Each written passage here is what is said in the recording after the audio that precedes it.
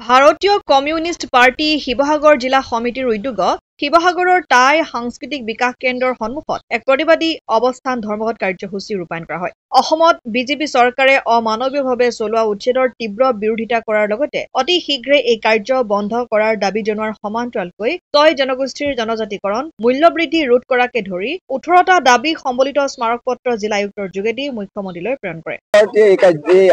অৱস্থান ধৰ্মঘট কৰিছো। আমি প্ৰধানতঃ ৰাজ্যখনত শেহতীয়াকৈ ঘটি থকা যিবিলাক ঘটনা প্ৰবাহ, এই ঘটনা প্ৰবাহৰ সম্পৰ্কতে আমি এই কাৰ্যসূচী ৰাখিছো।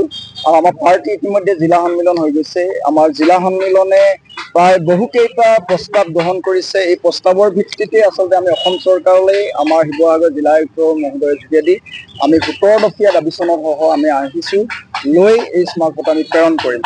ইয়াত আমি ক'বলগীয়া মূল কথাকেইটা হৈছে, শেহতীয়াকৈ অসম চৰকাৰ বা মুখ্যমন্ত্ৰী হিমন্ত বিশ্ব শৰ্মা ডাঙৰীয়াই যি ধৰণে কাম কাজবিলাক কৰিছে, এই কাম কাজবিলাক সম্পূৰ্ণৰূপে ফেচিষ্ট কাম কাজৰ নিচিনা পৰিগণিত হৈছে। গতিকে এই কাম কাজক আমি বিৰোধিতা কৰিছোঁ। প্ৰধানতঃ যি অমানৱীয় উচ্ছেদ চলাইছে, এই অমানৱীয় উচ্ছেদ যদিও আপাত দৃষ্টিত জনগণক একাংশ জনগণৰ আৱেগ সৃষ্টি কৰিবৰ কাৰণে, তেওঁলোকে আৱেগ জয় কৰিবৰ কাৰণে কৰিছে, ইয়াৰ আমি তীব্ৰ বিৰোধিতা কৰিছোঁ।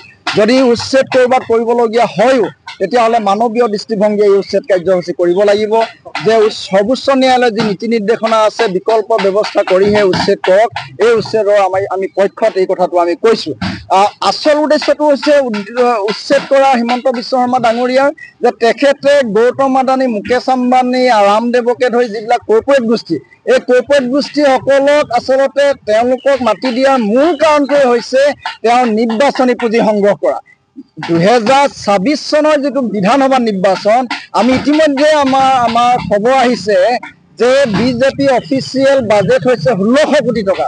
এই ১৬০০ কোটি টকা সংগ্ৰহ কৰিবৰ কাৰণে অসমৰ সম্পদ গতাই দিবলৈ কুণ্ঠাবোধ কৰা নাই হিমন্ত বিশ্ব শৰ্মা ডাঙৰীয়াই।